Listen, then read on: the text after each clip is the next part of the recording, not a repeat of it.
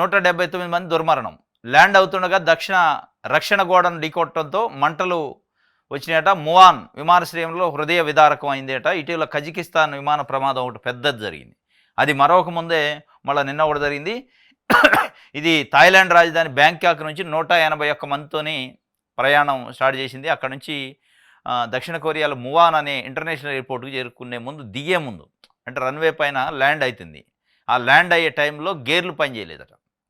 గేర్లు పనిచేయక మొత్తం పోయి ఆ కాంపౌండ్ వాళ్ళని గుద్దుకొని తుప్పలల్లోకి వెళ్ళిపోయిందట. మొత్తం 181 మంది ఉంటే 179 మంది స్పాట్ డెడ్. ఇద్దరే బతికారు.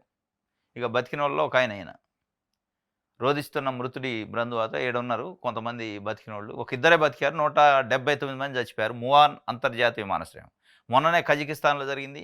చాలా పెద్ద నష్టం జరిగింది. మళ్ళీ ఈరోజు ఒకటి జరిగింది.